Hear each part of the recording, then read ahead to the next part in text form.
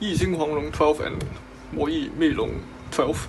I also have the Huanglong 13 here, but it's a different size cube, so I'll probably talk about it separately. Maybe after I'm finished talking about the 2 12x12s, I'll just say a few words about the 13 afterwards.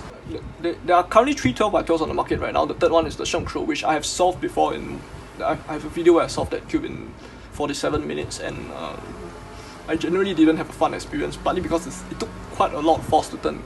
At the same time, it was a payload cube, so like a lot of those like finger tricks and as well as table abuse didn't really work. Huanglong 12 and 13 are new cubes, but the Meilong 12 is out on the market for a while, but even then it's actually my first time trying this one out as well, because I didn't have a chance to try it earlier when like the Meilong 10 and 11 were coming out. Going into obvious external stats, the first thing I'm going to talk about is just the size comparison. So the Huanglong is actually smaller than the Meilong. Yep, here's the size of the two cubes side by side. Okay, so the Huanglong is actually 91.4. The Meilong is 93.4. So this is the Huanglong 9, and it's almost the same size as the Huanglong 12.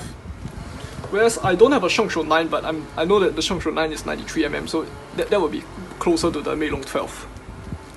When I say that, I'm talking about the old generation, not the newer payload series.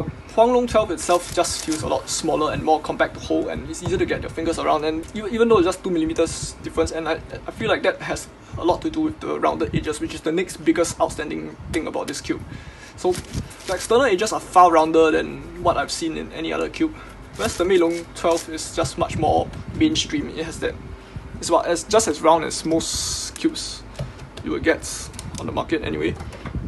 Whereas this one is quite the rounded edge just does make it a lot easier to get your fingers around the cube, and it gives the cube an even smaller feel. At the same time, it's not as bad as a payload cube because it's still flat faced. You can still table abuse it if you want, and when you flick the layers like that, it still works nicer than if the faces didn't meet at right angles but they bulge out like that. I think that would actually blunt the faces even more than the rounding of this edge would. When it comes to actual turning, the Huanglong is a lot tighter feeling than the Meilong, and it feels a lot more stable to turn. Like when I turn one layer, everything sticks together in a really solid fashion. The Meilong, on the other hand, is slightly floppier, so when I turn one outer layer, you notice some of the other layers may flex a little bit more compared to the Huanglong. But on the other hand, the Meilong has a much lighter and faster feel than the Huanglong, so I can actually turn this with relatively little effort. Whereas the Huanglong, on the other hand, there's much more friction in this cube and it's much tighter. Yeah, and the turn speed isn't as fast. I would generally describe the Huanglong 12 like a cubic version of the Zhanchi 12, where it's just the more stable, slower one in general, while the Meilong 12 is quite predictably like it's 10x10 and 11x11 from the same series. For corner cutting, it doesn't really matter that much at this point because the pieces are so small and everything is like, there's a limit to how much you can round the individual pieces, so you can't really get any real reverse corner cutting out of these. When it comes to forward corner cutting, you also can't really get very far beyond the first piece. If you get too far, the pieces will start going into the wrong layer. Like, yeah, I don't want to try that. Whereas, yeah, similar things can be said about the Meilong, although I would say the Meilong generally feels a little bit harder to get pieces to slide into the wrong layer. Either way, if too many layers are misaligned, table abuse is going to help you more than corner cutting will. Both the Huanglong and the Meilong 12 have unique mechanisms that I haven't seen elsewhere, maybe except for the Huanglong 13. So one major similarity between the two cubes is that they both have a triple wing system. So basically this very big internal piece right here, and in fact the whole entire inner layer has 3 wings to them. But of course I'm not going to plug the piece out because it's very deep seated. So basically what the 3 wings do is one of them is right here and they hook to basically a few pieces on top. Then there's a second wing below that hooks down a few more pieces. And then after that, there's actually a third wing below which hooks down the entire corner piece and basically just the whole outer layer itself.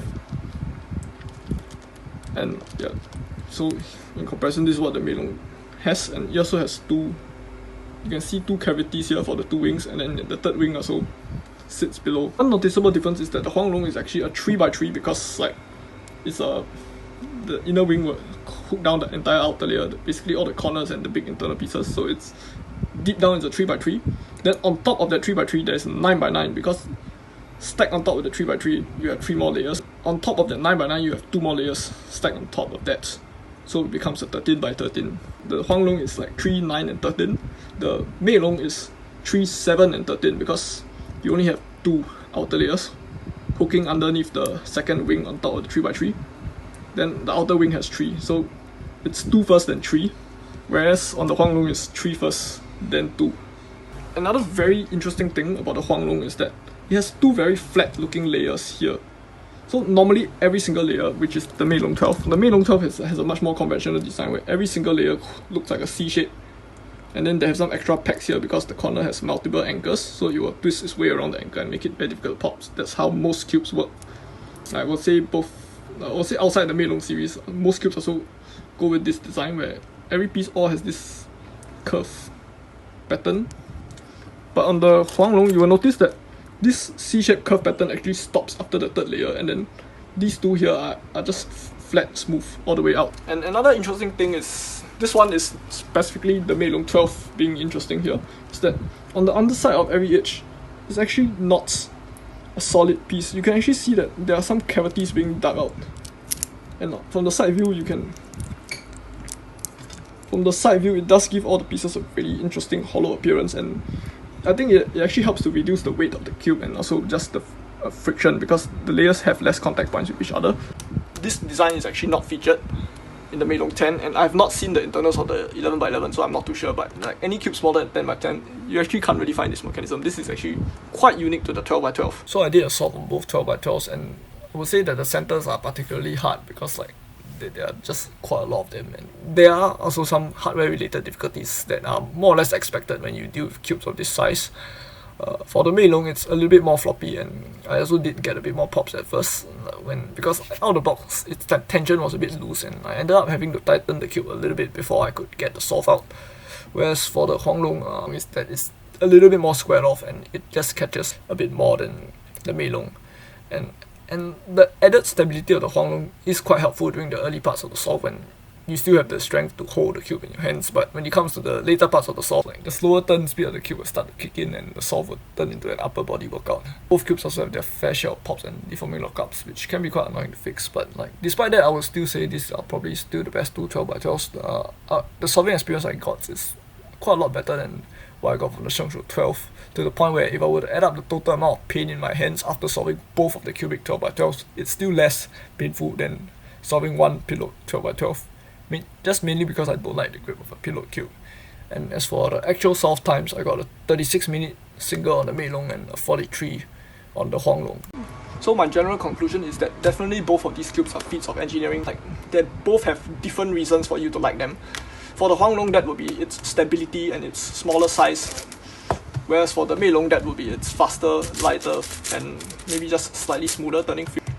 Also didn't really mention, but the Huanglong is frosted, whereas the Meilong is gloss. So for the 13x13, it is very predictably in line with what the 12x12 has to offer. The only real differences is that it's like a bit bigger, heavier and slower, which is obvious because it's a bigger cube.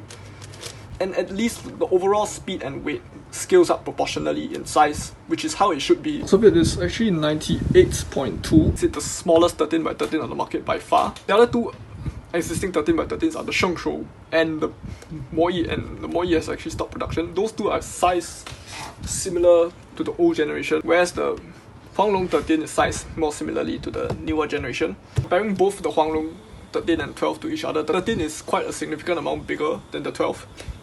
And like the Huanglong 13 actually will sit very well with your lineup of Meilongs, assuming that you have the full set. Whereas on the other hand, the Huanglong 12 actually seems to fit in where the Meilong 11 would fit.